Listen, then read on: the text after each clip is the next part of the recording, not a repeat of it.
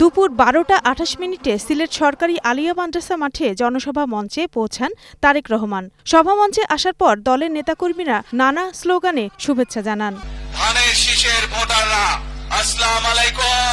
অবশেষে বহু প্রতীক্ষার পর জনসমাবেশে বক্তব্য শুরু করেন তারেক রহমান। তিনি বলেন, ৭১ সালের স্বাধীনতাকে ২০২৪ সালে মানুষ রক্ষা করেছে। বিগত দিনে নিশিরাতের যে নির্বাচন হয়েছে তা জনগণ মানতে পারেনি। ১২ ফেব্রুয়ারি ধানের শীষে ভোট দেওয়ার মাধ্যমে গণতন্ত্রের যাত্রা শুরু হবে বলেন তারেক রহমান। ঢাকা সিলেট মহাসড়কের উদাহরণ দিয়ে কিভাবে এই দেশের তথাকথিত উন্নয়ন করার নামে দেশ থেকে মানুষের অর্থ লুটপাট করে নিয়ে যাওয়া হয়েছে।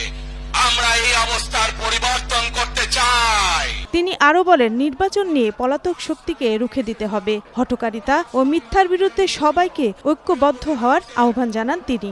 কিভাবে এই দেশকে অন্য দেশের কাছে বন্ধক দিয়ে দেওয়া হয়েছিল সেজন্যই আমি বলেছি, দিল্লি নয়, ভিন্নি নয়, অন্য কোন দেশ, সবার আগে বাংলাদেশ।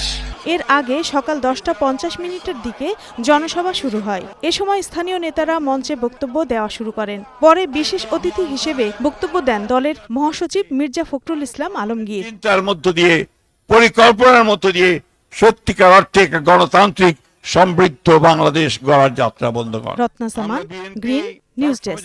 আমরা বলি যে আমরা কি উদারপন্থী।